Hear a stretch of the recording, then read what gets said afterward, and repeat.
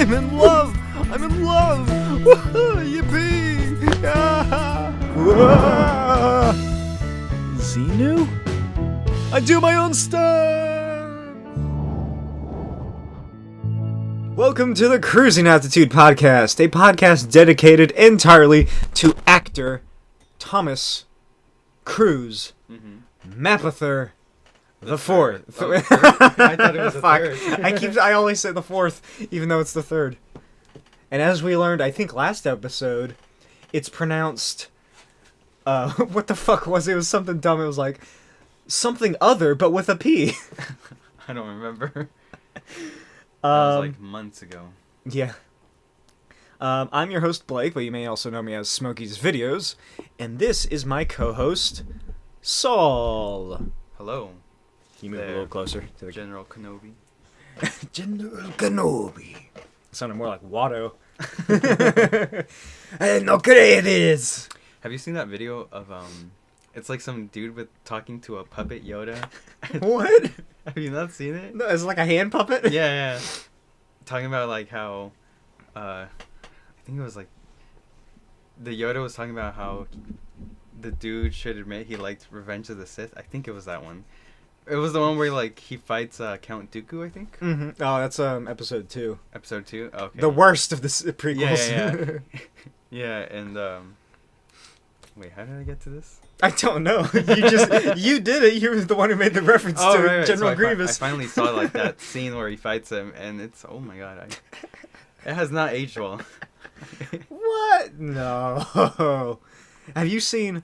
So in 1999, when the Phantom Menace was first released, they used a puppet Yoda, and since it's the prequels, they wanted to make him younger. Oh. Botox? They Botox the puppet. There's 2 facts here. One, the first fact is that he looks horrifying. Oh. The second fact is that they wanted to give him a lot of hair and like a ponytail because he's younger. But they're like, that's a dumb idea. But let's reuse the puppet that we already made anyway and make a female version of Yoda's species named Yaddle. That bitch? Yeah. So they just slap some tits on the Yoda? It's like the gremlin cross-dresser. Why the fuck are we talking about this? I forgot how we got here. We're supposed to be talking about The Firm from 1993. Segue right at the start. So, a lot is going on in the world right now. Yeah. We are not, we are 6 feet apart.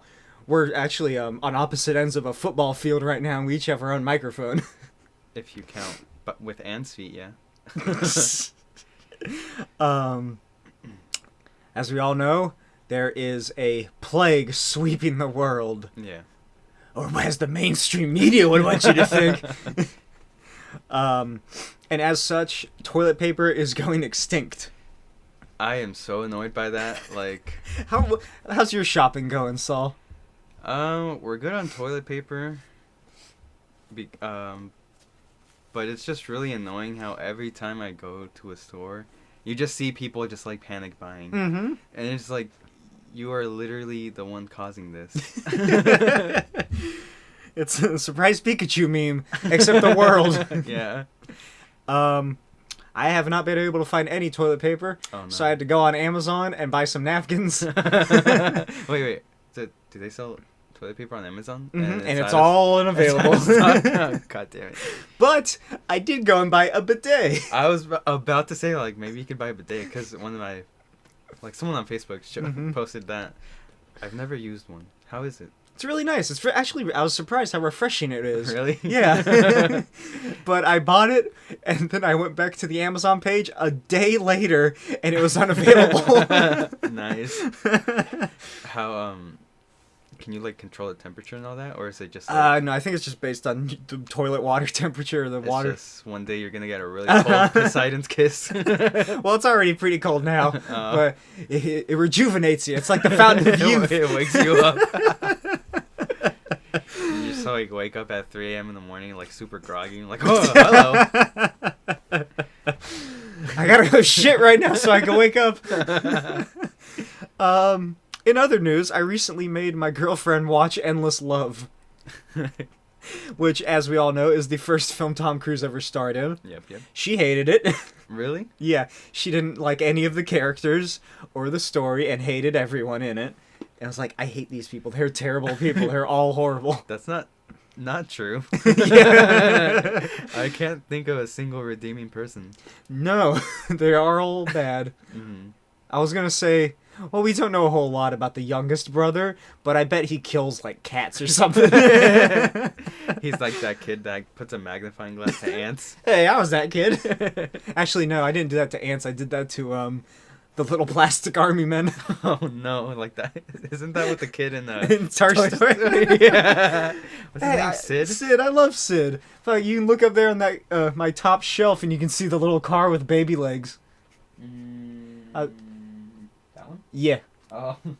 I made, I think, almost all of his toys when I was a kid. Oh my. I had the little Rector set baby.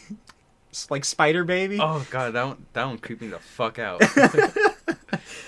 I explicitly asked my grandmother to buy me a baby doll so I could tear its head off.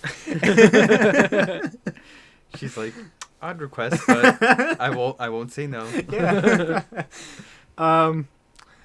So, let's get into the show. As always, I go over 4 fun facts, and the recent addition to this is that one of the facts is fake, and you have to guess which one it is. It's pretty fun. It's a nice addition. Uh-huh. Just wait until they're all fake. Oh, shit. Let's see. Ahem. At 2 different weddings, Tom Cruise had the leader of Scientology act as his best man. That's fact number 1. Fact number 2. During the filming of 2005's War of the Worlds, Tom Cruise handed out flyers about the Church of Scientology from a tent he set up outside the set.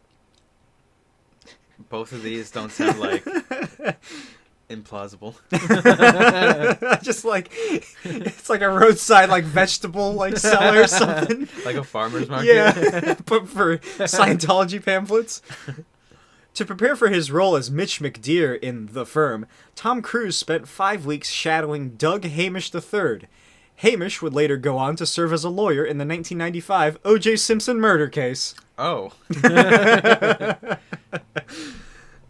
one too. That one sounds like something that would happen to him. God, what a life he lives. Can you imagine, what if Never one a dull day... moment. One day you wake up and it's a Freaky Friday situation. Tom Cruise is into weightlifting, rock climbing, hiking, jogging, soccer, fencing, sea kayaking, and caving, which I assume is like spelunking. What's spelunking? It's where you go in like caves and just like climb around in them. Oh. Like a weirdo? Yeah. So, which of these 4 facts is not true? Fuck. This one's actually like super tough. I feel like this actually happened, but I'm gonna say the War of the Worlds one with the pamphlets. So, that is incorrect. Oh my god, he did that. He did that. Alright, so what was the fake one? The fake one was when he shadowed the lawyer. Damn it, that was gonna be my guess. Oh, I should have gone with my gut. I thought that was a pretty good one. Yeah. Your reaction when I said the O.J. Simpson case. Oh man, fun times, good times we have before we're quarantined and we have to do this over the phone or something. Skype. Yeah. So let's move into some facts about the firm. A young lawyer joins a prestigious law firm only to discover that it has a sinister, dark side.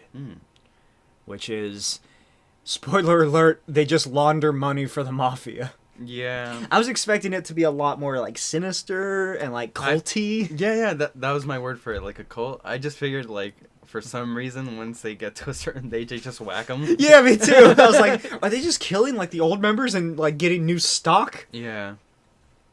And then, like, when they were talking about, like, oh, make sure you have kids. I was like, do they make the kids join the firm, too? It's like, it's been going on for, like, generations. Yeah. That's what they make it out to be. And then it's just like, oh, yeah, no, we just launder money for the mob and other shady offshore places.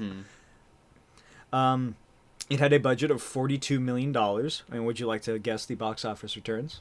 Remember, this is pre-coronavirus. Pre-COVID-19, so...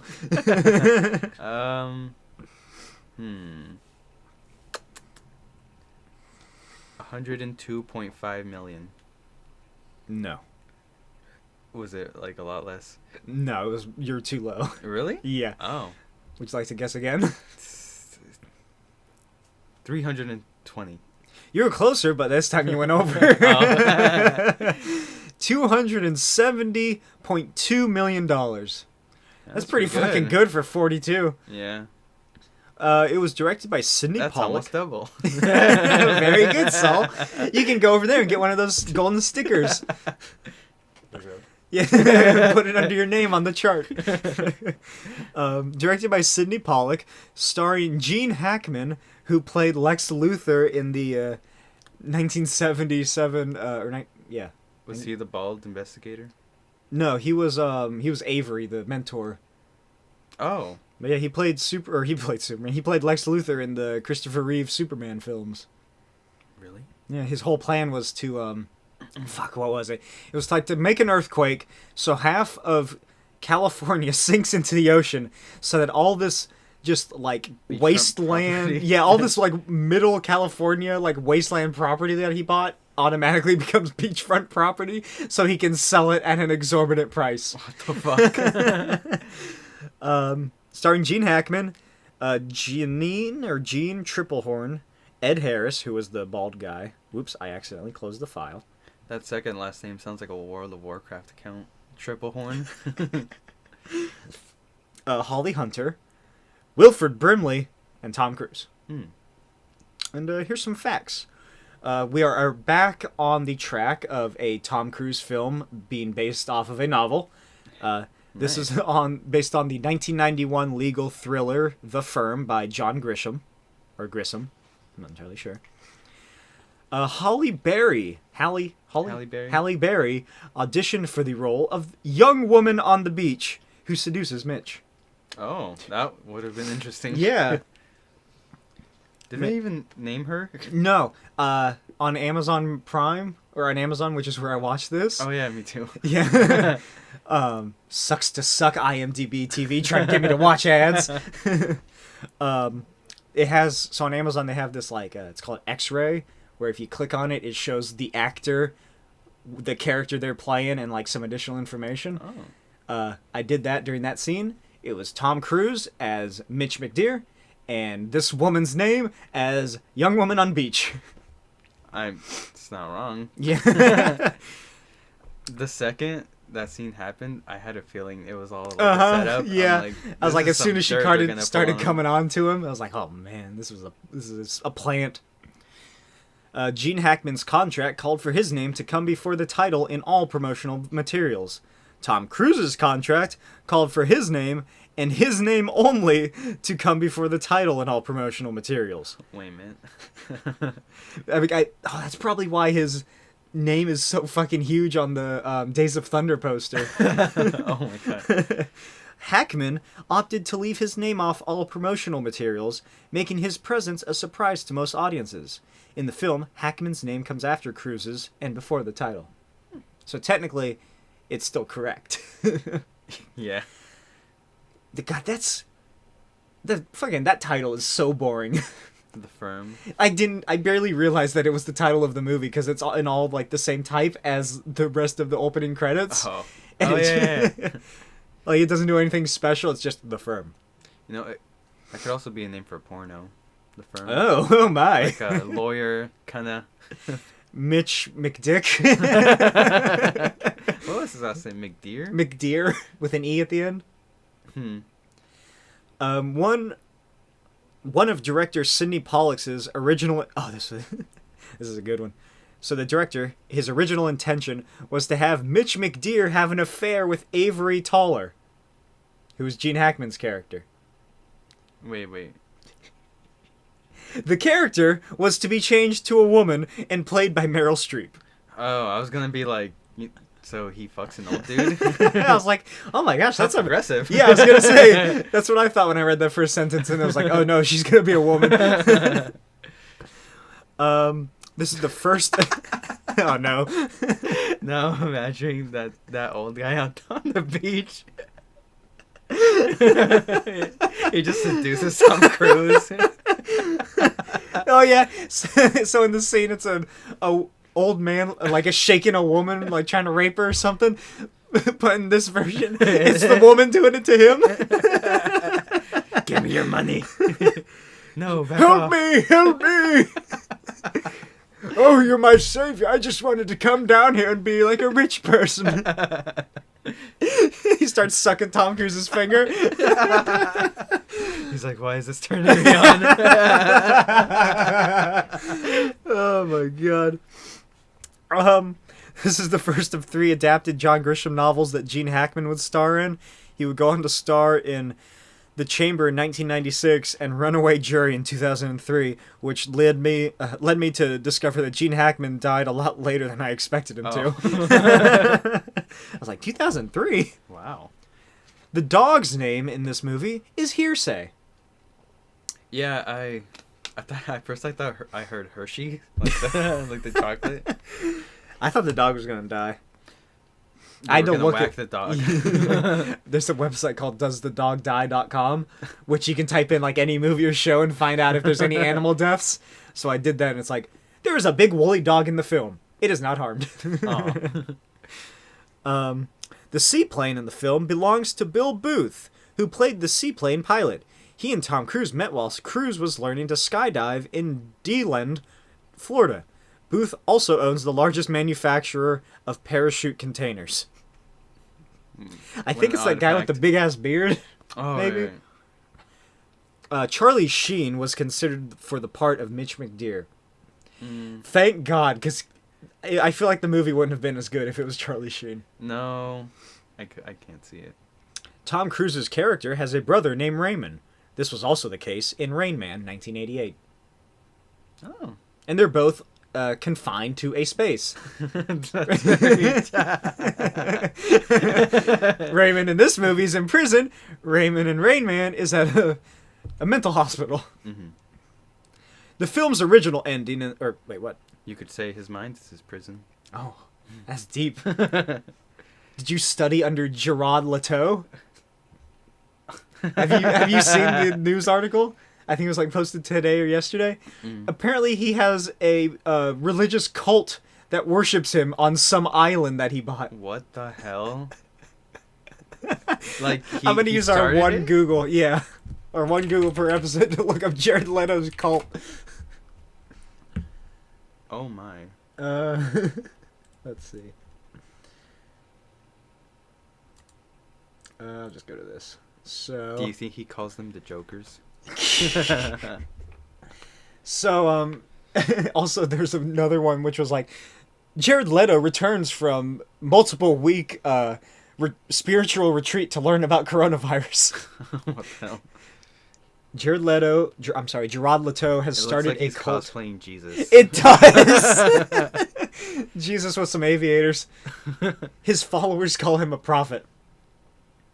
Now apparently Jesus 2.0, as this article on Raw Music TV says. Jesus 2.0. Oh my god. Oh, there's so many people. That dude's wearing a Marvel t-shirt. Oh no. That was the only... You would think it would be... He's a Mobius lover. He's like, I can't wait for your living vampire movie. Oh my god. What the fuck is that? I like the emojis in the picture.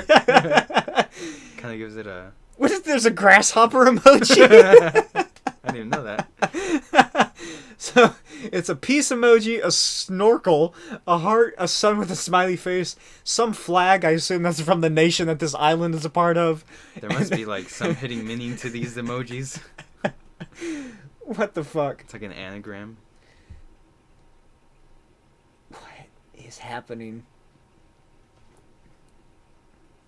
Oh my god. So yeah, let's go back to this photo of Robert De Niro in Frankenstein shoes.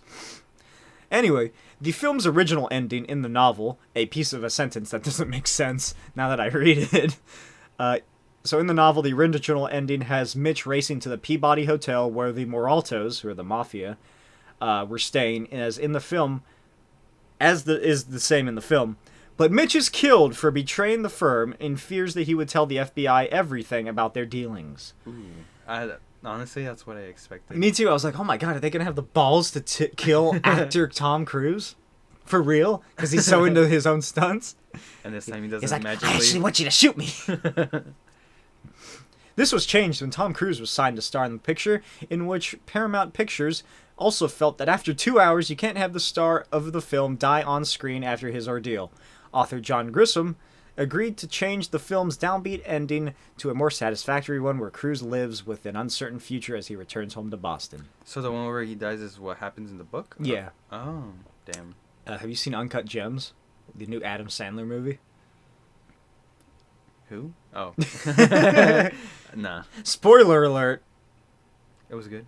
It was very good. Okay. That's surprising. Okay, this is something that I enjoyed finding out. There was a television sequel to The Firm, released in 2011 and 2012. What was it with Tom Cruise? No. Oh. None of the original actors are there because it's supposed to take place like 10 years after, so like 2003. So it's not the same characters? It's the same characters. Just different actors? Yeah. Oh. It's a sequel to somehow both the book and the movie, even though he dies in the book. I guess you couldn't have like one of the actors without having to try to get them all. Because, you know, by now, all the older dudes are probably croaked. Yo, yeah. Like Gene Hackman. Yeah. Well, he dies in the movie anyway, so. He comes back as a Force ghost. In April 2011, Entertainment One announced that a sequel to The Firm was being produced with Sony Pictures Television and Paramount Pictures. The series picked up the story of Mitch and his family 10 years after the events of the novel and the film. The first season was 22 episodes long and began production in Canada in 2011. In May 2011, NBC confirmed they had acquired the U.S. broadcast rights to the show and they planned to debut in January 2012. The show was canceled after its first season. Ooh. Here's this is from the Wikipedia page, which is like the synopsis. What a odd thing to make a sequel for. What do you mean? This 1993 film?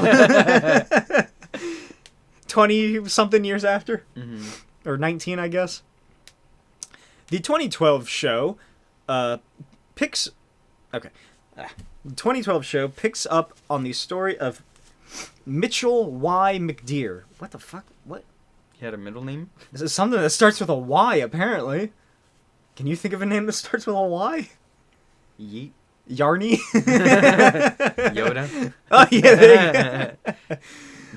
Mitch Yoda McDear. So this picks up on the story of Mitchell Yoda McDear and his family 10 years after the fictional setting of the 1991 novel and the 1993 film. In the original book and film, McDear helped topple the Memphis law firm of Bendini, Lambert, and Locke that protected a Chicago organized crime syndicate, resulting in mob convictions. When the Chicago mob boss dies in prison, the McDears emerge from witness protection to start their new life. The television adaptation attempts to remain true to the conspiracy elements of its predecessors. Once McDear is out of witness protection and building a new law firm, Kinross and Clark, a shady law firm, pushes to acquire McDears. Since the McDears are strapped for cash, he is tempted by the business prospects of the mysterious firm. That would literally be the same thing. Yeah. It's like, have I learned my lesson? No. I like money. You think the dog would still be in the show? It'd be like in Full House where the dog has all the puppies. Let's see. Although McDear's law firm is considered scrappy, he has become leery of being watched, which makes focusing on his job difficult. McDear has a 10-year-old daughter named Claire, and he begins the remaking of his career in the Washington metropolitan area. Mitch's brother and his brother's girlfriend Tammy work for his upstart law firm. which works out of a tiny former travel agency office. Don't know why that's an important aspect of it. Maybe it was like the place that they went to the Caymans with. Oh. That's the travel agency. Let's see. The first season revolves around a conspiracy about Kinross and Clark's interest in a McDear client accused of murder. Throughout the season, the deceased mob boss's son contemplates seeking revenge on Mitch, who was the cause of his father's prison term. Was he, though? Well, not in the movie, apparently. Or in the book, since he dies. Yeah. But I guess, I don't know, they probably still got arrested or something. It's probably like, I got shot, and now I'm playing dead. And now the police, the FBI agents, come up after everyone left and arrest them, and they find me half dead. Mm-hmm. So that's all my facts that I have. Would you like to get into the discussion? Sure. So, right off the bat... I forgot this movie opens. It opens with a jazz sitcom-esque song. Oh, right. It's like a little montage of him just, like, working. Yeah, then, like, panoramic shots of, like, the city, like it's a 90s sitcom. Mm-hmm. It reminded me of the bartending movie. It did. Bartending, Cocktail, and Color of Money. Yeah, basically the same films. I guess this one is, too. My dog farted. It's in my eyes. Fuck. So Tom Cruise plays Mitch McDear, who is a college graduate or a Harvard graduate. Mm-hmm. He's a young lawyer who loves to play a sport, something we haven't seen before. Yeah, that sounds familiar. What? No, I don't know what you're talking about. He works at a diner, and on his free time, he goes to lawyer interviews or something. And I wrote my guess about what will happen in this movie, which is this movie will have a lot of old white men. Yeah. So Tom meets some old white men at a hotel for a meeting, and these are they the representatives for the firm? The Bendini Lambert Lock? That's hello, I represent Bendini Lambert Lock. Like, you having a stroke? They give him like some bullshit about family or something, like right off the bat. Mm-hmm. Like, so you have a wife? You fucking her? You gonna have any kids? That hotel was nice as hell. Yeah, fuck yeah. And then just having a meeting there. Yeah. It always seemed weird to me, having a meeting just at a hotel. Yeah, because their firm is huge as fuck. Yeah. They could have just, like, had a little meeting where that big old table was with... It looked like the Legion of Doom. It did. Oh, my God. What did they do? They're like, here's an envelope. Now, if you're a good lawyer, you won't open it and see how much we're offering you. Mm-hmm. You'll know. And Tom's like, yes, I will take your job. I feel like I was expecting it to be like $5? Yeah. They just like scammed him into joining without any like actual upfront pay. Yeah. Which seems like what they were doing. Yeah. But he rushes home after the meeting, and he starts like kissing his wife and everything, and his wife kind of looks like the woman from The Color of Money, which goes along with our theory that all of Tom Cruise's films take place in the same universe. It's gonna get really weird when War of the Worlds happens, and just like a bunch of Tom Cruise characters show up. Yeah. And yeah, so let's see. War of the Worlds gets weird because it's an alien invasion. Then, like, decades into the future, there's another alien invasion. Oh, the Tom Cruise cinematic universe. The TCCU. Oh, yeah, the Mummy. And all the Mission Impossibles. But during that scene where he, like, visits her and he... starts making out with her. Did she say that her ex-husband... or her husband was going to be home soon? Did I hear that right? Yes. It's not what you're thinking. Oh. It's because he's so unloving, usually. She's like, oh, who are you and what have you done with my husband? Why are you acting so kind and loving to me? Oh, I wasn't paying attention, so I thought she was cheating on him. Oh. Well, maybe she is. But that's how I took it. I was like, he just doesn't show her that much affection, and when he does, she's weirded out by it. Oh, okay. And he's like, I took this job in Memphis. Yeah, I know what you're thinking. It's Memphis. It's shitty. But, oh my gosh, you should see the suits that they wear in the giant law firm. And she's like, okay, well, how much are you getting paid? I don't know. I don't know. I haven't opened the envelope yet. She opens it up, and a moth flies out.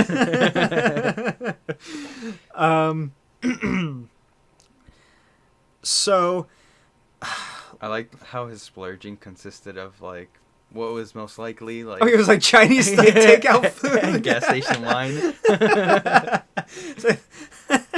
It's boxed wine. He brought those little plastic wine glasses that look like glass. He didn't buy them. He found them on the side of the street. He had a hobo buy it for him.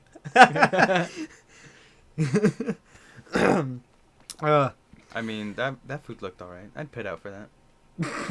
You put out to Tom Cruise for a candlelit Chinese dinner? Yeah. A succulent Chinese meal. Panda Express. I I will say, though, honey walnut shrimp is really good.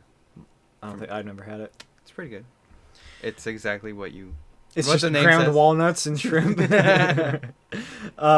do they do next? They go to some sort of meeting, and they're in a limo. Yeah. Is that when they're in Memphis? Memphis? I think it's like when they go to that party.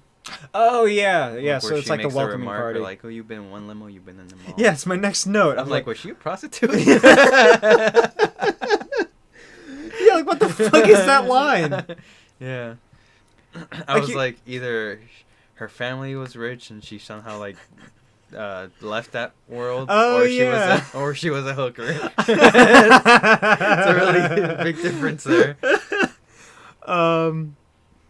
Let's see. So yeah, he does. They go to the fucking the Memphis get together. The cult. The cult get together. That's what I have here. It's the wife and the husband split up, and they're talking about how no one is single in the law firm and no one is divorced. And then my next note is weird cult ? Yeah. That barbecue looked good. It did.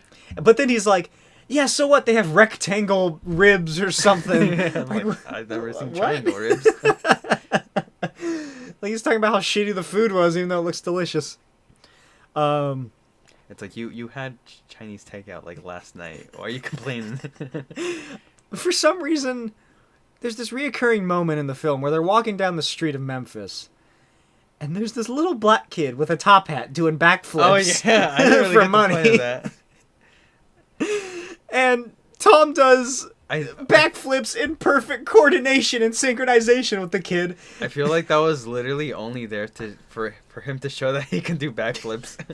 I guess it's kind of foreshadowing for later in the film, where he doesn't do a backflip, but he jumps up and grabs a pipe and holds himself up. Yes. But, like, what the fuck? Also, I think that's the first time he's done any acrobatics since The Outsiders. Yeah. Oh, yeah, and so then the wife is being told by another lawyer's wife, like, working isn't forbidden and that the firm encourages children. Oh, yeah. I'm like, oh my. This Like, is are they definitely a breeding cult. them? My next note is, Like, what is... You ever been to what are they called? Swingers? Oh, jeez. My next note is, what is happening at this law firm? Is this a horror movie? Oh, yeah, and then the wife, Abby, she's like, this place, these people are creepy, they make me uncomfortable, and you don't really seem to be paying any attention to it. And he's like, oh, Jesus, Abby, why don't I just kill myself? And he starts climbing over the rails on the roof. That was a little dramatic. Because, like, weren't there literally a bunch of people that also wanted to hire him at different law firms? Yes. So he acted like it was the only one. And also, there's a lot of other people on that roof who just watched him do that. I think They're used to it. They're used to seeing that. That's when he went away and wasn't with her. They were telling him, like, if your wife gives you shit, just try to kill yourself. I think he'll be making $96,000 a year. And he's like, yeah, could you ever expect I would ever make a 6-figure salary, Abby? Did you ever believe that? And she's like, yes, I believed in you. Yeah, because you went to Harvard. Yeah. And Tom is surprised that his wife believes in him. Oh, that's a supportive character? How weird. I can't believe you love me. Wilford Brimley, the fat old man with a big mustache. Then there's like a creepy inner circle meeting that I can't really remember what it's about. They're just like talking about making sure that they get Tom Cruise for their law firm or something. And then it cuts to, I guess, back in Chicago, where Abby is a school teacher. Her kids run up and bring her this like big rolled up paper that says like, "We're gonna miss you. Have a good time in Memphis." And it was just like a car going to Memphis. I'm like, I thought that was gonna be like some kind of foreshadowing, but no, it was just a shitty drawing. But my question is, did the firm have those kids make that drawing? Did someone at the firm make that drawing to look like a kid's drawing and then give it to those kids to give to the teacher? Because like one of the kids goes, "Where's Memphis?" Oh. Like how would they have found out about it? I figured that she just told them beforehand that she was gonna be leaving. Oh, I figured but like it I didn't can seem see like what you mean. Yeah, because like she didn't say anything about agreeing. Like it didn't seem like she wanted to go yet, but that was like the final thing. She was like, "Aw, shucks." Yeah. The kids want me to go, and my husband wants me to go, and the dog wants me to go. He talks to me, the dog, when no one else is around. And it's just like walks in one day to her, just like having a conversation. He's like, "I'll ignore that." Our dog. It's telling me about some dolphin in Ireland. Its name is Ungi. His past life as an Irishman just like comes back to him. Like in That's So Raven. That scene with like the eye. Yeah. So Tom and his wife move, and when they get to their fancy new house that was paid for by the firm, they go in and they start moving all this shit in from their U-Haul.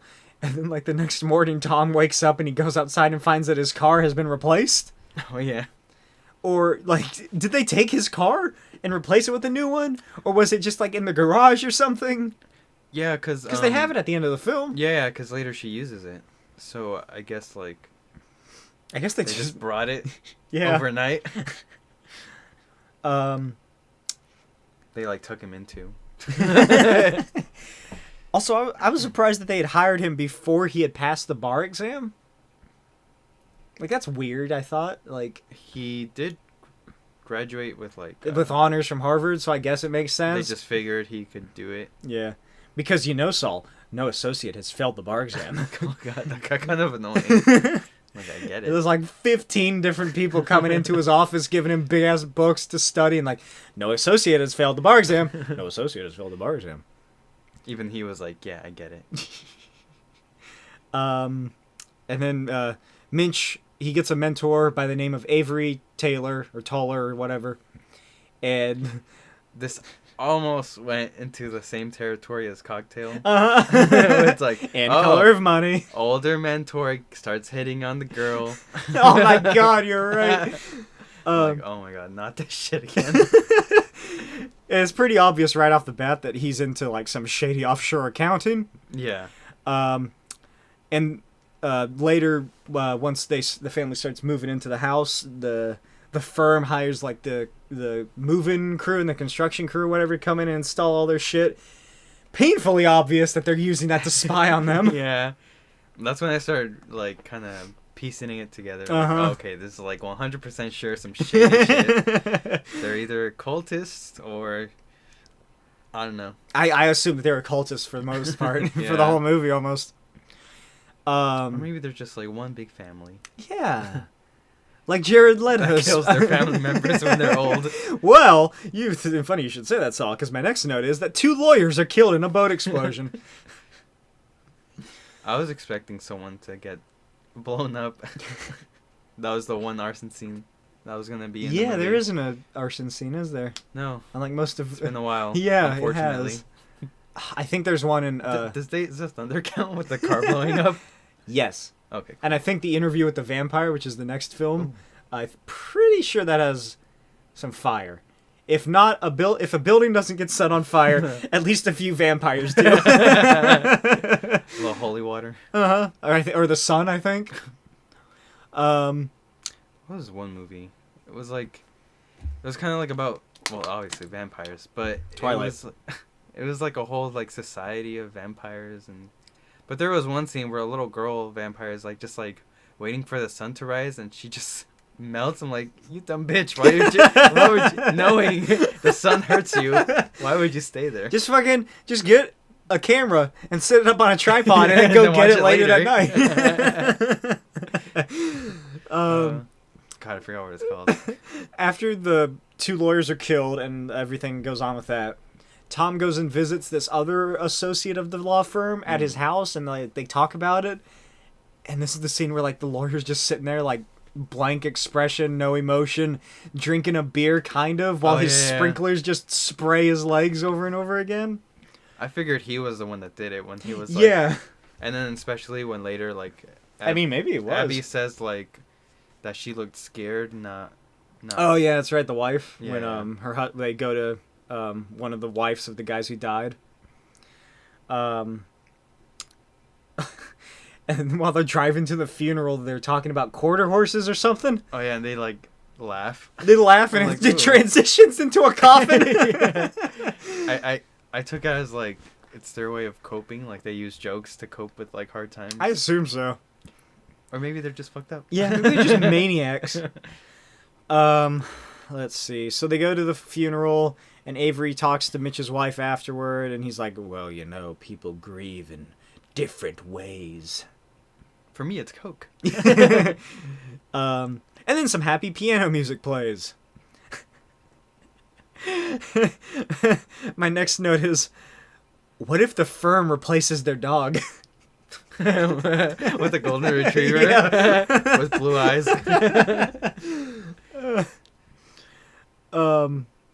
Or like they put like a recording device on its collar. It's like really very clearly a microphone. It's a stuffed like toy dog on like a little like RC car. It's like, what's wrong with hearsay? He doesn't want to play fetch anymore. His tongue looks like a microphone. Let's see. Oh yeah, and then so Tom, he's at a diner going over some paperwork, and then these two men in suits show up and start questioning him, and then they leave, and he's like, "What the fuck is going on?"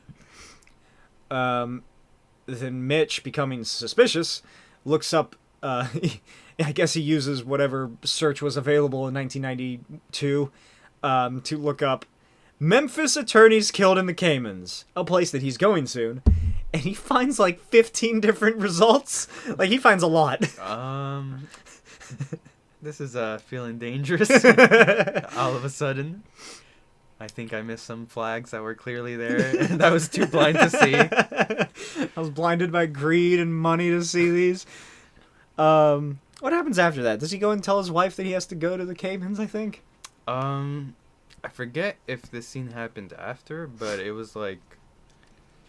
He's looking at a bunch of portraits of the past lawyers. Oh, yeah, that's right. And then, like, he notices, like, the dates. They're all, like, they all died before they turned 45. Oh, really? That's why I thought, like, that's why I thought they killed him when they get a certain age. Maybe that's where Tom Cruise got the idea to divorce his wives at 33. All I know about what happens after that scene is I wonder if that would have been a way out. Like if they just divorced, it's like, well, we can't. We like really encourage couples here, so we're gonna have to kick you out. And that's how the movie ends. Like, oh, well, that was easy. We got the FBI and the mafia off our back.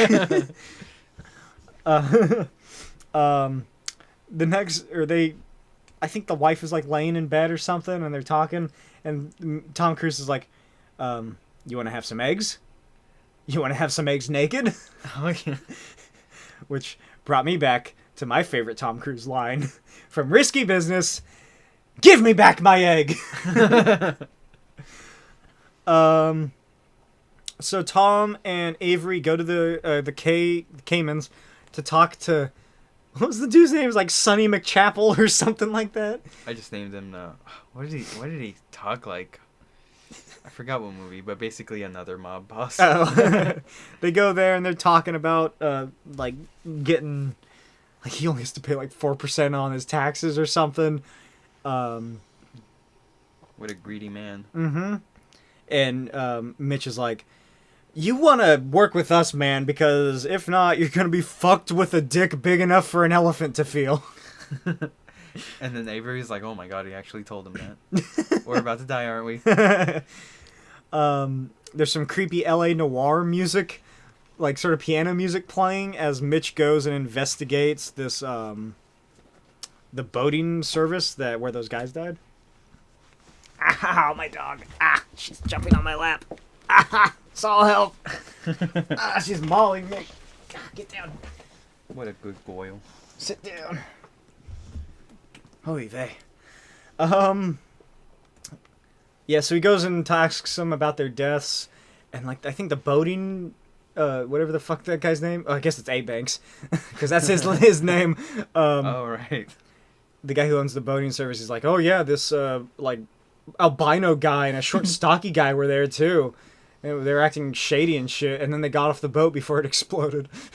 They just jump out.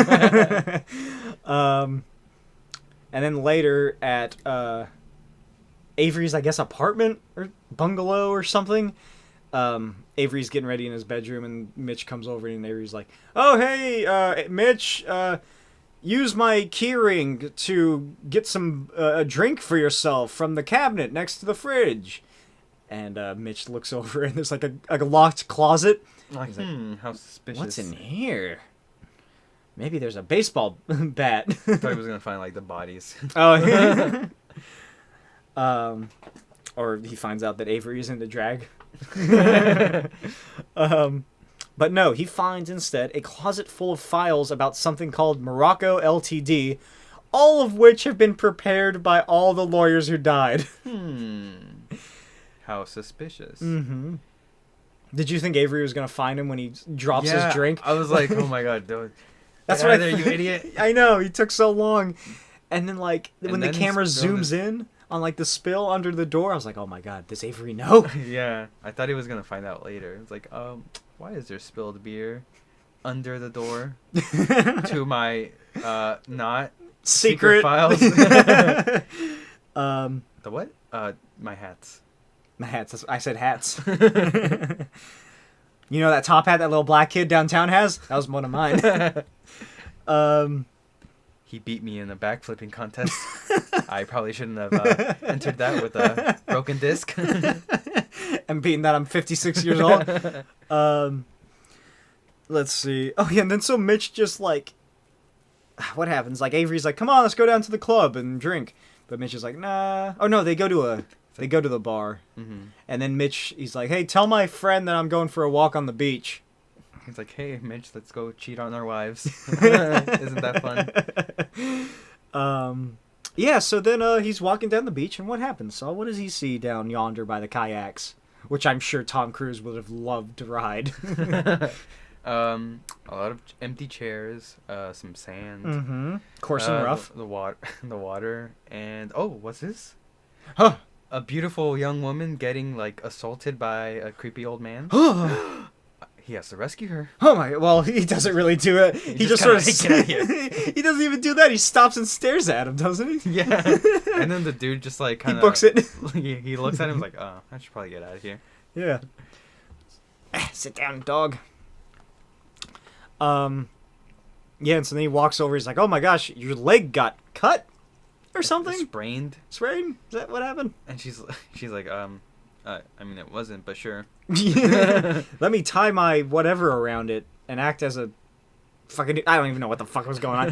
Who cares? Anyway, it ends, or it evolves into this woman sucking Tom Cruise's fingers and then, like, putting his hand on her chest, and then they have sex. No. It's not exactly sanitary, seeing how they're on the beach and he probably has sand on his fingers. Oh, jeez.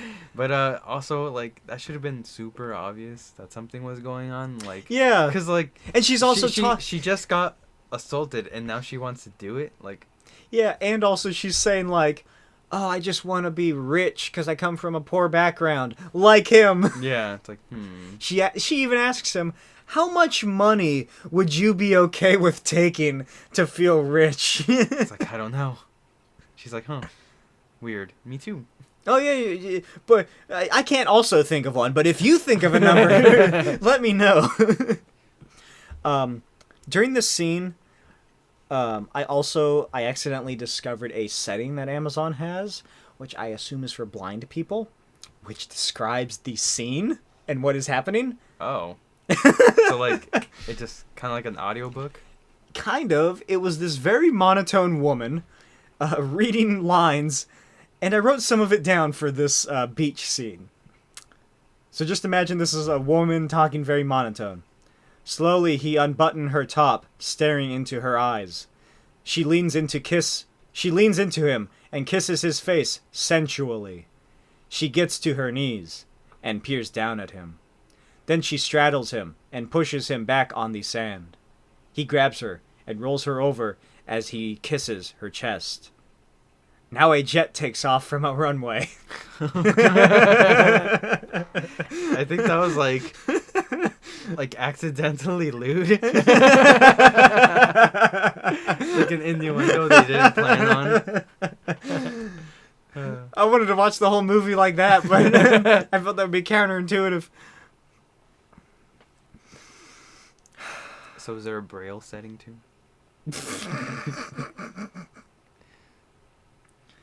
Hold on, I'm texting someone right now. Let's see. Yeah, so that was a fun thing to do. So if you want to have fun on Amazon, just put that setting on. Speaking of Amazon, when I finished the movie, I think you told me last time, it just started playing Shrek. It did that to me too. It started playing Shrek the Third. Like, I let the credits play, and I was on my phone, and I just, like, hear, like, the DreamWorks thing, yeah, like, what the that fuck? happened to me too. I'm like, I mean, I love Shrek, but it's kind of late. So I'm not gonna watch this. That was my last note on here. I was like, why does Amazon keep pushing for Shrek? Just chilling the new movie coming out. Fuck. So on the plane back to America, Avery tells Mitch that his wife phoned last night, and he was like, oh, he was out on the beach. He looks so guilty there. Who, Avery or Mitch? Both. Oh, yeah. Mitch goes to visit a man in prison who turns out to be his brother. Mm-hmm. A plot line that happens about 50 minutes into the film. I want to say that they were mentioned, like his mom and his brother. Were they? Yeah. They were mentioned at the beginning when he was like, but oh, that's I don't have a brother. Yeah. But nothing about, like, him being in jail or... Or in jail for manslaughter. Yeah. Which apparently wasn't his fault. No, it was just a bar fight. Yeah. He ended with a gun. Yeah, he ended with a gun and a metal pipe. And multiple stab wounds. It was like Johnny in The Outsiders. So there's another meeting, and they're like, so far the kid's been really predictable. Mm-hmm. Ray tells Mitch about a private investigator friend of his. And so Mitch goes to visit him, and the secretary for the private investigator is played by Holly Hunter. And the investigator is played by crazy man Gary Busey. I know the name. Mm-hmm. But I can't think of any other roles. Fuck, I don't even know. I can't. He was in The Cycle of the Werewolf adaptation, which is a Stephen King novel where he plays a crazy old uncle. Is the uncle the werewolf? No. Oh. Yeah, Gary Busey, he got into like a motorcycle accident in the 80s, and it kind of gave him brain damage. Oh, my. But I still love him. And I was so hyped when I saw him on there, because I did not know he was in this movie. He's like, hey there, I used to be cellmates with your brother. He told me all about you. Did he tell you about the statutory rape thing? Because she was 17, but she looked 25. Oh, yeah. And I liked him. He was like... I feel like he wasn't acting.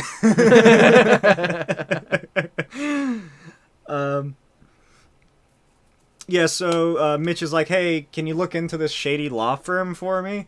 And then like a few days later, Gary Busey's getting a blowjob from his secretary when these two men, this albino man and a short, stocky man, come in. And he's like, stay under the desk. Don't say anything. And they start questioning him and everything. Like, who are you? Who hired you, old man? And then one of them brings out a silenced pistol and shoots Gary Busey in the earlobe. Yeah, that guy has good aim. Fuck yeah, he does. Can you imagine? He didn't even aim. He just fired it yeah, with his arm at a 90-degree angle. Like, imagine if he didn't want to, because they didn't want to kill him. They wanted to question him first. Yeah. What if he did that and he just shoots him right in the face? Like, oh, whoops. So yeah, Gary Busey's shot in the ear. Then he's shot in the shoulder. Then he's shot in the forearm. And he's like, and he puts his hand under the desk, and he starts pulling the trigger on this giant hand cannon. That was a good shootout. Yeah. I thought at first that gun wasn't I thought it was like some kind of dark gun or something, because it was super quiet, and it only got a little bit of his ear, and then he kept shooting him a bunch of places. I'm like, is this not a real gun? It was a 22, so it was like little tiny bullets. Yeah, I thought it was like a BB gun. It's a paintball gun. Oh no, I've been splatooned. But yeah, so Gary Busey gets shot to death, and he blows out one of the guy's knees, while the secretary's just hiding under there in terror. I felt so bad for her. She says that she saw the two guys, but when would she have had a chance to do that? I guess she could have run to the window and watched them leave or something, but Maybe she was hiding under the desk. Look through the little hole. Oh yeah, the gunshot hole. I guess so. Oh, that makes sense. Mm-hmm. So yeah, and then the next day, Mitch finds news clippings about the death at this lawyer meeting in D.C. And it's from. I thought it was something about the bar exam. Oh, is that what it was? Yeah. Oh, I guess so then. And it's from the FBI agent, the bald one from the diner. So the FBI agent tells Mitch all about the firm, and another FBI agent tells him about it, and blah blah blah. And they're like, oh, they're money laundering for the Chicago mob. Oh. Reveal. Big reveal. That was a pretty good scene, where he just the little veteran newspaper guy in the wheelchair. He's like, that's when all the dread sets in that he's basically fucked. Yeah. He gets off a bus, or does he walk out of the building where the bar exam was? I can't really remember. I think so, yeah. But he walks past this guy in a wheelchair handing out this U.S. veteran newspaper thing. He's pulls Mitch close to him. He's like, walk down the stairs and go towards the monument, and you'll see what happens. Mm-hmm. And then he walks down there, and then the bald agent comes up behind him, and he's like, go walk over there to that guy sitting on the bench. And then the guy sitting on the bench is like, hello, Mr. Mitch. Hello, Yoda. But yeah, and then they're like, motherfucker, you get us files on this firm right now, or else you're going to jail. And then Mitch, after this, he heads straight to the firm and tells them that some FBI agents stopped him. I don't know what his game plan was there at first. I'm like, are you trying to play dumb, I guess? Yeah, I guess. I guess he wanted them to know early so they wouldn't think he was gonna cooperate with them. Yeah. Cause hey, what do these weirdos want? Am I right? Yeah, FBI, what, female body inspector? He already has a wire on them. So let's just say hypothetically. He talking to this flower? Hypothetically, you guys were, doing some illegal. Oh, let me get a little closer. Where would you keep these files? But yeah, he's like, they talked to me about, they wanted secret files. Am I right? Come on, man. And they all start laughing. Except for one dude. Is that Wilford Brimley? I think it was the oldest one. He's like, suspicious. Yeah. And then Mitchie leaves the meeting. He's like, he shit his pants. Yeah. He ran straight to the bathroom. And after that, he goes straight home, and he finds his wife listening to music, and he cranks the stereo. I like that scene too. Yeah, and he walks in slow motion for some reason. I thought he was gonna because he's so stressed out, he just wanted to have sex. But then he gets to her ear, I'm like, oh, he's gonna reveal it to her. I think he was acting like he did in case they're like cameras or something, or like someone watching him. Oh, that'd be weird. Like if there's cameras in their bedroom. Oh, it would be even more revealing once she bolts out of the house and down the street. Like, thank God they didn't have someone watching the house. Especially when they're yelling about the mafia and the FBI in the middle of the street. Honestly, yeah, it's a pretty, like, what would I say? Like, rational reaction? Yeah. To finding out your life is basically over. Let's see. So there's, like, some sort of thing where Mitch, he can't make the copies. I can't remember what his reasoning was. There's like a code you need. Oh, yeah, that's right. Yeah, so, like, after they discover that, he goes to try to make the copies, and then it starts beeping at him and, like, malfunctioning. He's like, oh, fuck. And then this other lawyer comes in, he's like, oh, Mitch, what are you doing? And he's like, I'm trying to make copies. And he's like, oh, well, you have to have a code now. All the printing is recorded on what you print and copy. Which, is that a thing? Fucking who knows? First, like, what year did this take place in? 1992. 1992, and like I just thought it was kind of weird. I don't know if that's possible at that date when when their computers were still like super primitive. Just go to Kinko's. Oh yeah, and then so Mitch goes up to his office, and his secretary is like, "Oh hey, did you order this sandwich from this woman?" And the woman is the PI's secretary, and she's like, "The receipt's in the bag. It's $263. The receipt is in the bag." She like throws it at me. I was disappointed there was actually no food in there. There wasn't. I don't think so, because he just like the first thing he just took out was the thing, the little receipt. Yeah, there actually is food, but the note that she wrote about everything, like what happened, is under the food, and it's like all soggy, greasy, and like oh, shit. He just brings out the actual receipt, and he's like, huh, okay. Okay. He thinks the note she left is a napkin. Like wiping his face on Just a bunch of ink. So yeah, he and the secretary meet at this deli, and they're like, we have to do something about this, man. This is the fucking mafia. And like, Mitch is like, I can't do anything for legal confidentiality or blah, blah, blah. And he's like, go to this office building and rent out one of the offices so we can buy a printer and make copies. Wait, really? Yeah, that's what the plan is. I missed that part, but it's like I think it's the same office building as one of his clients, so he can be like, I gotta run down to so and so's office. I'll be back in like a half hour. Oh. I mean, I guess that works, but I feel like they literally could have just gone anywhere else to make the copies. So then, as Mitch is on his way back to the office, he's picked up by the albino and Wilford Brimley. And then they drive him out to the middle of nowhere, and they show him the photos that they took of him having sex with a woman on the beach.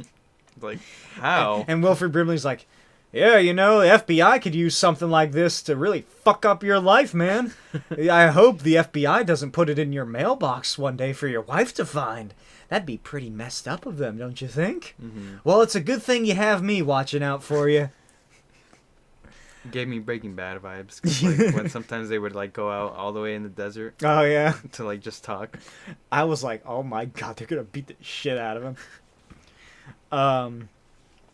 And yeah, speaking of Breaking Bad vibes, Dean Norris, like I said earlier, who plays Hank Schrader, is in this. Oh, yeah. As one of the enforcers. The street toughs. Yeah, the street tough. I was about to say a ruffian. Where are we at? Oh, yeah, so then Mitch and the secretary, they start working together to do some private investigative work on the firm. They start making copies with the felony office building. The FBI agent threatens Mitch at a dog race, and the secretary records all of it. He's like, I can fuck you, I can ruin your goddamn life, blah, blah, blah. And he's like, Mitch is like, your name is Agent Henry Warren, isn't it? And he's like, yeah, what the fuck? What do you mean? Yeah, why? And, gotcha, no reason. Yeah. And then the FBI agent gets a call on his phone from Holly Hunter, what's her name, Tammy. Mm-hmm. He's like, "Is this Agent Warren Ellis or whatever your name is?" He's like, "Yeah." And she plays the tape back to him.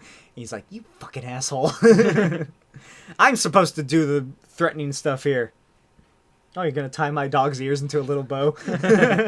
See, that would have been a good time for Tom Cruise to dab. The first ever dab in cinematic history. Before it was even a thing. He's like, what the fuck did you just do? What was that? I don't know. You'll get it in 30 years. So then, Mitch's big brain super plan goes into effect. Which, oh my god, what happens? So... That's when everything starts happening, basically. Yeah, I felt like there was 20 minutes left, but it was still 40. Yeah. I looked at the time around that part of the movie. I'm like, oh my god. I was like, what still happens? I feel like this is the climax. Yeah. So what is it? So he gets the files. He takes them to the printer in the fake office building. He copies them, but that's against the law and he'll be disbarred. So he tries to find another way, which the only other way he discovers is when he goes and meets the client in the building that they bought the office room. He discovers that they've been overbilling their clients, which is a federal offense. Mm-hmm. And the only way he can get evidence on that is to go to the Caymans and get all those boxes of files in Avery's closet, fax them, copy them, and print them. And then give it to the FBI, I guess. Yeah. God damn. Is this kind of like how they say they got the... Al Capone on the, tax evasion? Yeah. Oh, shit. Oh. My monitor turned off. Uh-oh. Okay, still recording. Then Mitch's wife leaves. She's like, I'm going to live with my parents for a little bit, and I'm taking hearsay. She taking the dog. It rolls up on its RC little car feet. Like, bark, bark. Bark. I want to stay here. Please do not tear our family apart. The guy who's controlling the RC dog thinks he's part of the family now. He's become so attached to him. You can hear it really, please. You're the only family I have. I mean, Park. Have you noticed hearsay has been acting up really lately? Oh, I think he's just getting anxious. He's just getting used to the house. Yeah. You just hear a grown man sobbing in the corner. And then the next day, I guess, or the same day, Avery stops by the school that Abby works at. Which is fucking creepy. Yeah. I would have called the cops. But the cool thing is that they allowed the dog to be there on the playground. Oh, I didn't notice. Yeah, the hearsay is rolling around in the back. Bark, bark, children, bark, bark. And he invites her to the Caymans. Yeah. What is his... Nope, dog. Nope, Kikos, don't pull the cord out. So what is his plan? Is it to kill her? I think he just wanted to have sex with her. Oh, I thought he wanted to, kill her or something, because she was, trying to get away from him. I guess so.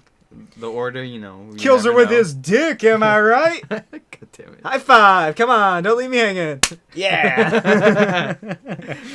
But she's like, fuck off, my mom's sick. I have to go away. He's like, I'm so sorry to hear that. Oh my god, stop getting your snout wrapped up in cords. And then Abby, she immediately calls Tammy because... How the fuck did they get in contact? Yeah, that was the first time they, spoke to each other. But, she's like, the plan's fucked up! Oh, because doesn't Mitch tell her about the plan, I think? Does he? Oh, yeah, because he, the only way out he can think of is that's that. Right. And she's like, the plan's fucked. Avery isn't going diving. We're fucked. We're not going to be able to get into his bungalow thingy. Oh, yeah. And then other subplot I forgot about was Mitch's brother, Ray, getting released out of prison. Oh, my God. Yeah, you remember that? Oh, I meant all the all the hair. Oh, how much coming she off your- sheds? Yeah. Yeah. It's enough to make a third dog. What are you doing? She's really smelling something down there. But yeah, that whole... I thought that dude was gonna get whacked at Me some point. too. He goes to a gas station and he's followed by two men in coats, and I wasn't sure if they were FBI or the mafia. And then he goes to the bathroom and we fucking see the greatest character in this movie, the dude who thinks he's Elvis. That was such a good... That's a good way to describe it. She's really affectionate today. I know, I think she wants out. Come on. Hey, you want out? She's like, finally. Yeah, so earlier it's brought up that Tammy, the secretary, used to be married to this guy named Elvis, who thought he was Elvis and dresses like Elvis and does his hair like Elvis. And I assume eats like Elvis. You have a dog hair on your eyebrow. But he helps Ray escape because it cuts from the two guys in suits like waiting like 30 minutes after For him to get on the bus. for him to get out of the bathroom and go on the bus, and then they barge into the bathroom and find all of his clothes hanging there. And then it just cuts, it smash cuts to Ray and Elvis just laughing in their pickup truck. Let's see. Fuck, where am I? Oh. Oh yeah, so turns out Abby does go to the Caymans with Avery. Or not with Avery, she goes by herself, I guess, and finds Avery there. Yeah. And she's like, oh yeah, my mom isn't as sick as we thought she was. It's like, yeah, she's probably fine. Yeah, fucking who cares. And then they start drinking, and what does she do? Does she spike his drink, I think? Yeah. Is that what she got out of her purse? Mm-hmm. Where did she get that from? I don't Tammy, probably. She's a teacher. She's very knowledgeable. She's a teacher for elementary schools. Sometimes the kids act up. Oh my god. They need to be She on stole one of the kid with ADHD or something. She stole the kid's medication. She went and ground it up. Some horse tranquilizers, like an endless love. She just went to a pharmacy and just mixed a bunch of shit together. This will probably do something. Either he sleeps or he fucking dies.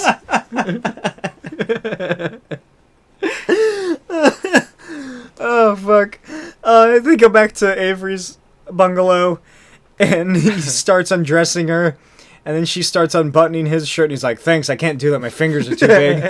I also can't feel them. And then he passes out. And she's like, yes! And she steals his keys, and she starts taking box by box of the files over to Tammy, who has brought the copy machine down from Memphis to the Caymans, and is in another room just making copies all night. I wonder how she got past TSA. Fucking, they didn't exist before 9/11. True. Or how she would, what was her story to bring a copy machine over? It's I take my work very seriously. I take my work with me. How did she ship it? Did she have to put it in a crate? By boat. Maybe. Did she put it in the airplane seat next to her? First class. It's got its own little mini bar. The stewardess comes by and offers it the neck protector and the sleep mask. It prints out a picture that says thank you. Thanks, doll. Slaps her on the ass with a little tray. The thing where you put the paper just pops out. And she's like, "Oh my! You want to join the Mile High Club?" Oh my god! Damn frisky copiers. Always buying fucking first class and harassing us. Oh my god! See, now we have to name him. The copier. Copy. Let's see. Sam. Sam. Mm. He looked like a Sam. Yeah. What's his last name? If you're such good friends with Sam. Sam Ham. Sam Ham. Hello, my name is Sam Ham. Hello, Mr. Samuel Ham. Please, Samuel Ham was my father's name. He was a fax machine.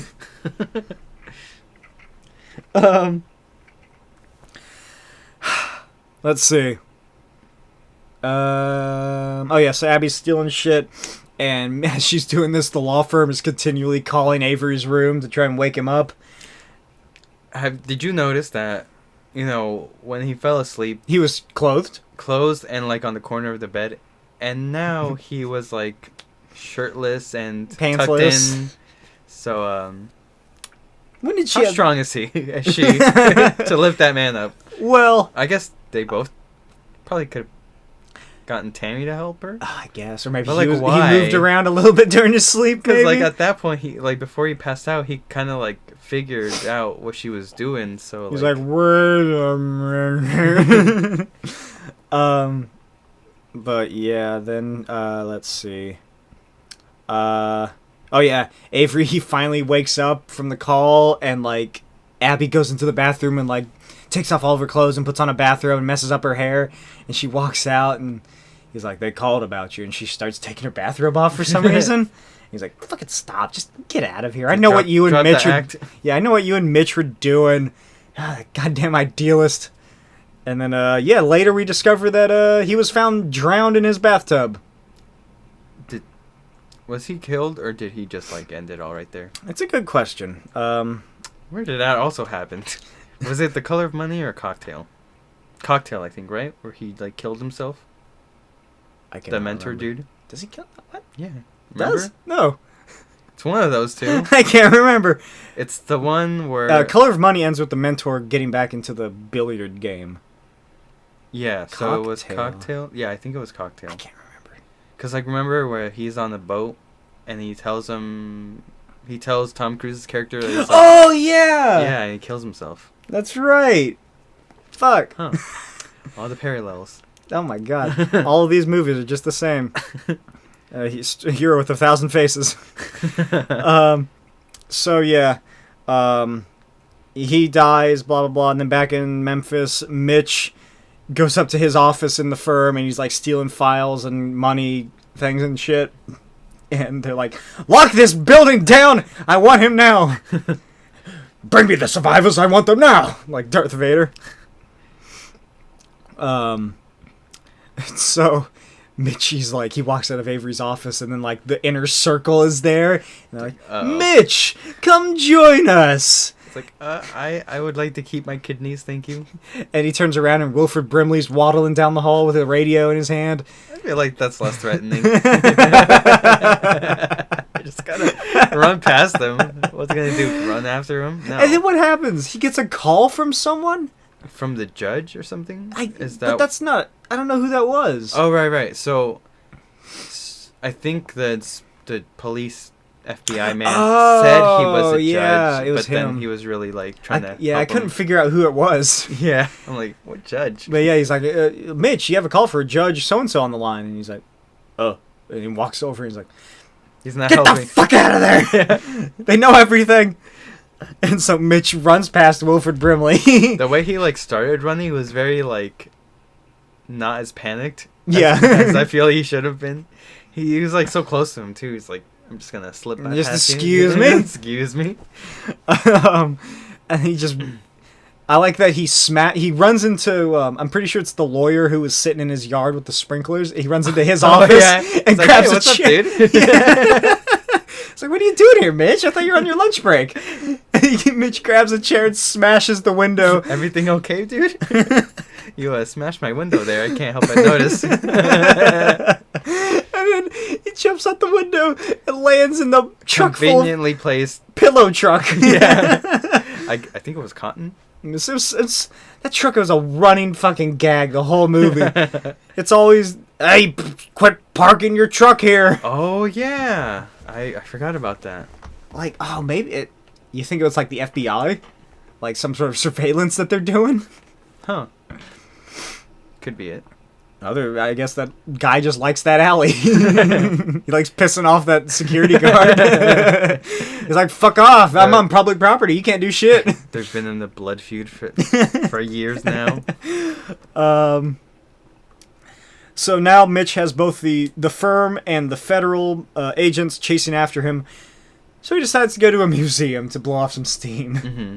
And then this dumb bitch, like, is that the wife from earlier? She sees Mitch and she's like knocking on a window, trying. Hey, Mitch! Oh, he didn't see me. And then she like calls someone and she's like, "Oh, you'll never guess who I saw at the museum. It was Mitch. He's walking around like a tourist." He didn't notice me though. No, he looked really scared for some reason. He was clutching onto his bag really, really hard. Like his life depended on it. He had a lot of bags under his eyes. And also the mafia is now arriving in Memphis. Yeah. This is where I thought, okay, so he's probably going to get the files to whoever he needs to, but he's going to fucking die. Yeah. I was like, there's no way this ends well for him. But apparently it does, because the studios didn't believe in that in the 90s. Not a scratch on him. No. Just a lot of sweat. Yeah. Fuck, he was sweating so much when he was in that basement. Maybe the pipe he was holding on to was really hot in addition. It was like, it was for the boiler. He just comes back down with his hands like on fire. Oh, jeez, there's just scarred tissue. But, do you think he made his own sweat? Like he does his own stunts, or did he get sprayed? I feel like he got sprayed a little bit with like searing hot water, so he'd sweat more. They just turned up the heat in that room. Gonna say, they got a bunch of portable heaters and just held him underneath them. But yeah. So as he's leaving the museum, he talks to A. Banks on the phone, and he discovers that Avery drowned in his tub, and then as he's like, "Oh my god!" and fuck, my monitor turned off again. So uh-oh. Oh, there we go. As he's like coming to terms with Avery's death, he's riding along this tram, and on the opposite side is the albino guy. I thought he was just gonna start blasting right Me too. It's like, fuck those bystanders. And then he gets off the tram on the opposite side, runs up the stairs, and just hauls ass across the bridge. And I was like, is he gonna jump onto the tram? Is he gonna like That'd been cool. Shoot the wires? Have you ever seen Avatar: The Last Airbender? The show or the movie? How dare you? The cartoon. I've only seen the movie. Oh, okay. No, I haven't. I've seen a little bit of the show. There's a scene kind of like this. Really? Or like a prison escape, and they jump like from one cart to the other because one's about to get cut. Oh. Yeah, it's pretty cool. Huh. Is it as good as the movie, though? I'll pretend I don't get it. That guy, he creeped me out, the dude with the long hair, because like every time he was chasing him and there was like close-up shot of him, he like smiled. Like, it was creepy. He enjoys what he does, Saul. Hey. Guess you gotta love your job. Yeah, I was going to say. He just loves whacking people. Yeah, he just loves murder. Don't work for your... what's the saying? If you love something so much, it's never a job. Oh, yeah. Who do you think has a higher kill count? That long-haired dude or the cripple? I feel like the long-haired guy probably shoots more people, but the guy who gets crippled probably beats more men to death. Yeah, he really wanted to get up close to Mitch. Yeah, he does. And yeah, so Mitch is chased down by the albino and Wilford because the other guy's not doing anything. His leg, he has a bum knee. Not saying it wasn't the smart thing to do, but that was kind of fucked up. He just kicks him in the shattered knee. Yeah, that's right. I'm like, ow. He's out of commission. He's not going anywhere. That's why he doesn't chase on him. That was a critical hit right there. Fuck. So Mitch, he is chased down the street of Memphis and into like this warehouse or something. Oh, just a back alley door that was open. Abandoned warehouse. Yeah. And he runs in, he hides, and he finds this tiny ass little window. That was kind of funny. Like, even he broke it. I don't think he would not have been able to fit out. He could have put his how briefcase out. Yeah. But he grabs a pipe above him and starts using his gymnastic skills to kick out the window. And I thought it was gonna be like Home Alone, where like he tries to jump on it and the pipe breaks. He breaks his neck. Yeah, and that's the end. That's the end of the movie. They get away with it. The bad guys win. It's the bad ending. Mm-hmm. That's if he fails the QTEs. That'd be a nice edit.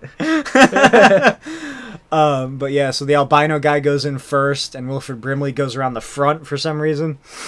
I guess that makes sense, but yeah. And the albino guy hears Mitch kicking the window open, and he walks. Was he bleeding when he was like? No. He's just sweating a lot. Oh, okay.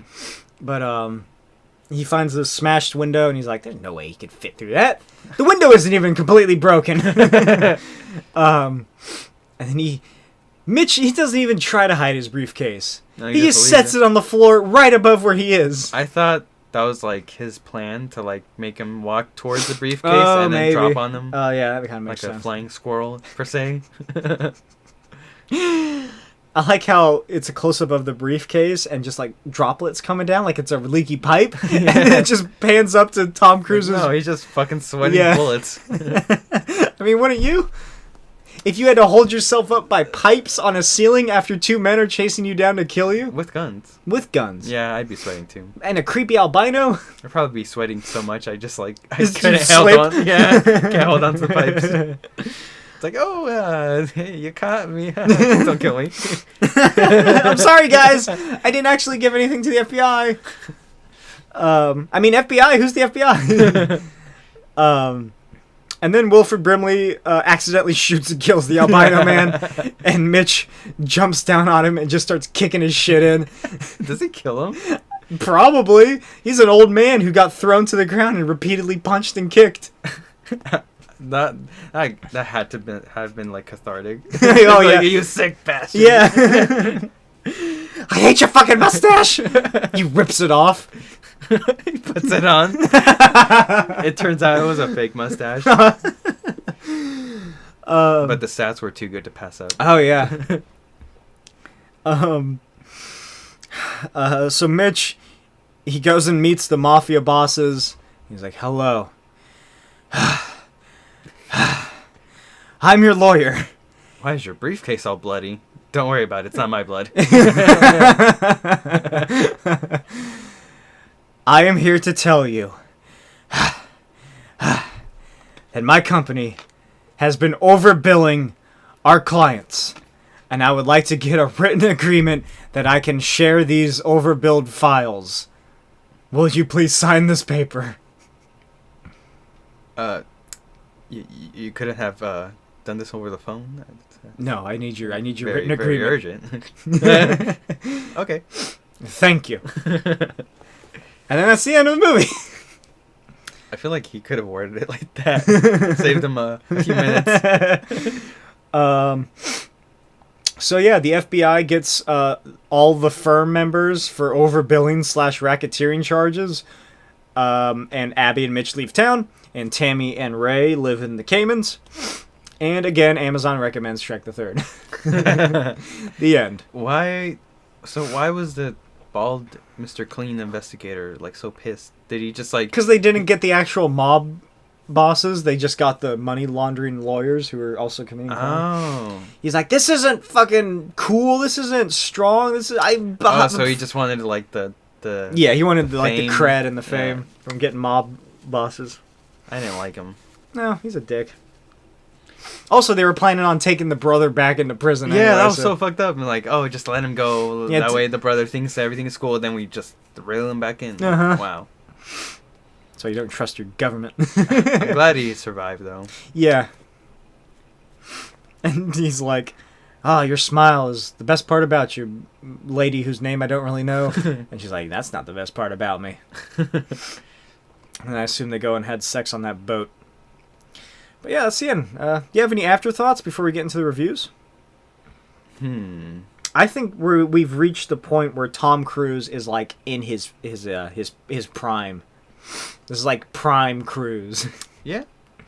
I don't think there was any moments where he like felt out of character or didn't match the like the tone and attitude of everyone else and the script and the story.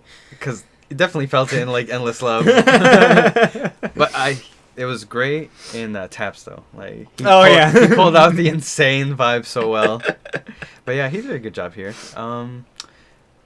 Is there anyone you thought was like not good at their role? I can't think of anyone. No, I really liked it. I think they're all pretty well cast.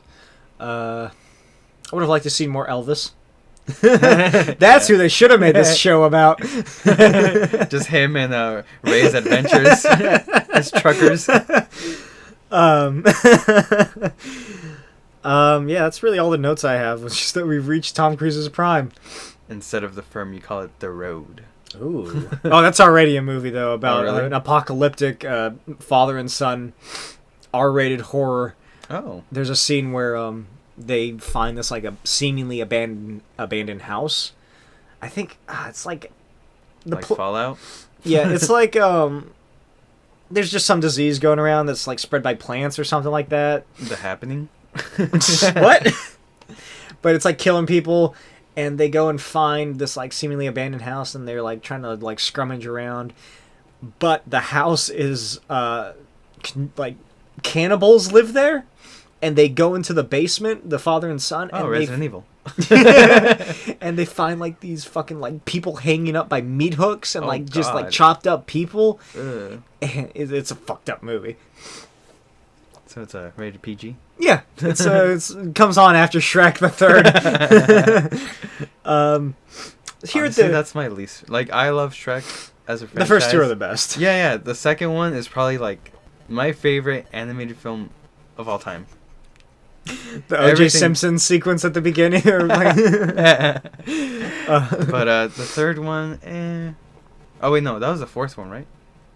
Which one's Shrek Forever After? Yeah, that's the one with Rumpelstiltskin. Is that the fourth? Yeah. Oh, that's the one that was telling me to play. Yeah. I think last month it was the third one. The one with where he goes to he goes to Hogwarts. Yeah, that's basically it. But yeah, it's not my favorite one. It's very weak. Yeah. Have you seen a Shrek the Musical? No. I really want to watch it. It's on Netflix. It's like 2 hours long, but every time I ask my girlfriend to watch it with me, she's like, fuck off. No. Yeah, let's get into the ratings. Here at the Cruising Altitude podcast, we have a very special rating system. It's out of a total of 21 possible teeth. That's because anytime Tom Cruise smiles, you're bound to see at least 21 teeth showing in between his beautiful lips. Were you going to say luscious? Maybe. Voluptuous? His voluptuous lips, his DSLs.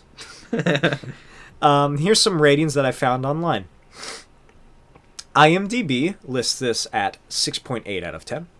It has a 75% on Rotten Tomatoes, a 58% on Metascore, which is really low, and Roger Ebert gave it a 3 out of 4 stars.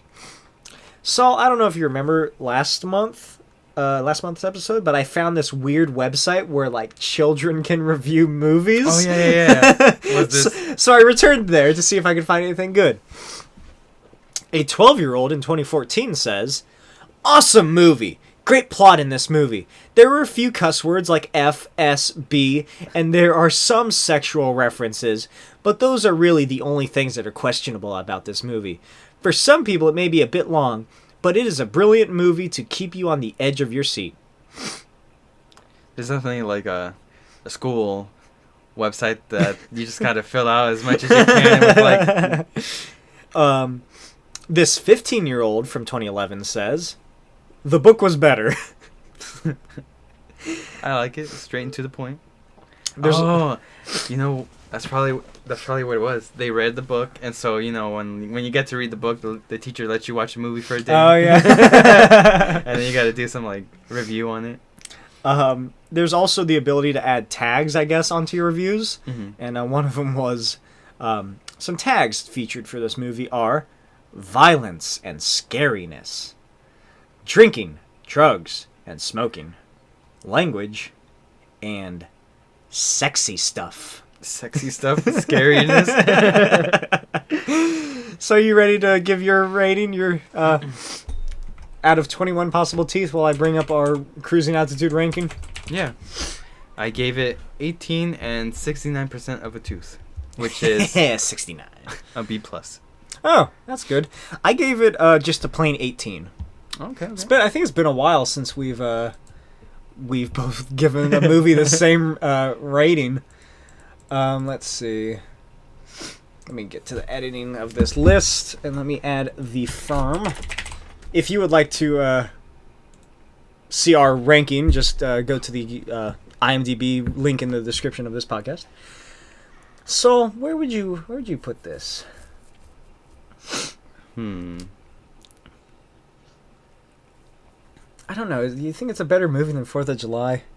Born on the 4th of July.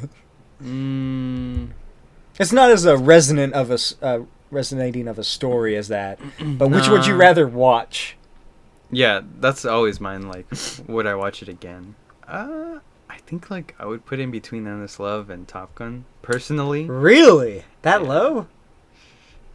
I thought it was pretty good. No, yeah, I liked it, but would I want to watch it again?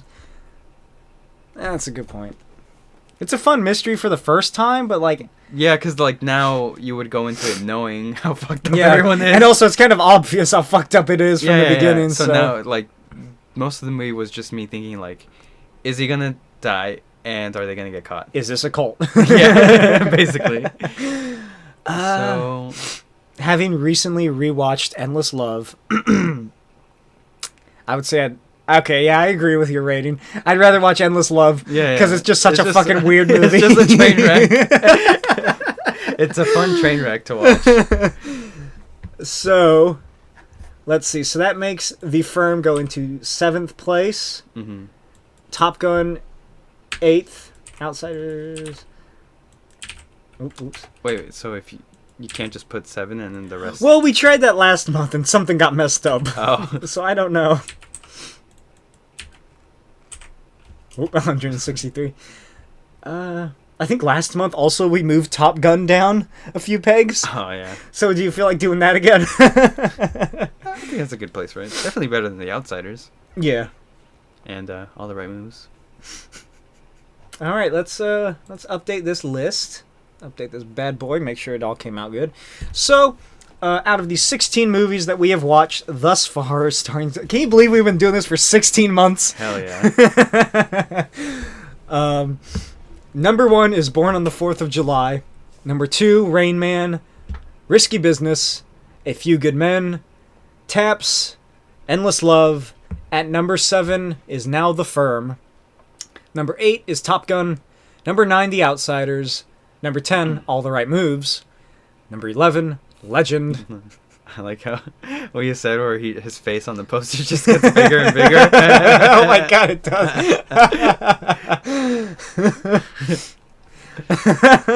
Days of Thunder is the most like atrocious of that. That one's just like, Tom Cruise is in this movie, please watch it. It's just Top Gun again.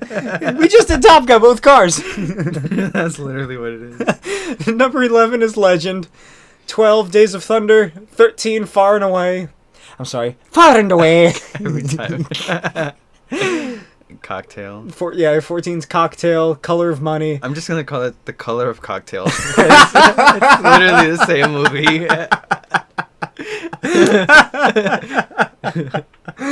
That's genius. And as always, at the very end, where it belongs is losing it. Mm-hmm. Like I always say, I think in every episode, I don't think anything's ever going to dethrone losing it. Maybe The Mummy. Or The Last Samurai, just because of how dumb it is. But, yeah. I feel like with those movies, there's going to be at least, like, fun action sequences. That's true. Because, like, with losing it, it's just not good. It's just not good at all. Austin Powers Goldmember isn't that good. I feel like that's going to end up lower on the list. Yeah, it could be lower, but it's... I don't know. I think it's fun. Yeah, that's true. You like didn't have fun watching Jackie Earle Haley trying to sexually assault Mexican girls? No. So, yeah, that is our rating. There's some new Tom Cruise news. Ooh. Mission Impossible 7 set photos tease Tom Cruise's motorbike stunt by Amy West from digitalspy.com. Tom Cruise is no stranger to performing his own stunts, especially when it comes to filming installments, spelled incorrectly, in the action-packed Mission Impossible franchise. The 7th film, which is set to start shooting later this year, looks like it's going to test its leads... Excuse me. It's going to test its lead actor's bravery just as much as its predecessors. Just a few days after Paramount Pictures announced it was postponing production in Venice due to the global coronavirus, COVID-19, outbreak, a photograph emerged online of the Hollywood star practicing a motorbike trick. Despite excited fan speculation, the studio has confirmed that filming has not yet resumed and the image was, in fact, a rehearsal.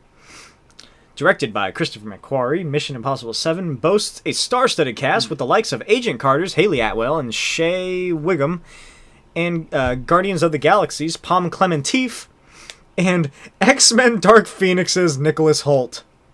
Who did he play? He was Beast. Oh. Why would you do him dirty like that? Put fucking Dark Phoenix. I wanted to like that movie. Did I tell you when I saw it in theaters, I booed after it was over? Did anyone else boo with you? Everybody looked at me and then started clapping. Really? No. They're like, how brave of that man. Everyone just like stands up. Gives you like one of those like prom sashes. But yeah. That's such a way to go. Uh-huh. Hey, they still have New Mutants, which has been postponed for the past 2 years. Yeah, it just keeps getting like iced. Got pushed back again due to the coronavirus. But freaking real quick on Dark Phoenix. Yeah. Just like, oh my god, Jennifer Lawrence's performance, so phoned in. She has not wanted to be in an X-Men film since like 2014. I expected her to, like, when she got stabbed, she just smiled. She's like, finally. She hasn't want to... They had to do so many retakes of her, like, not smiling. It's like, you know what? Just keep it. Just say she... We'll just fucking... We'll use... CGI her frown just upside down. I was going to say, we'll just use the liquefy tool. It's, like, so warped.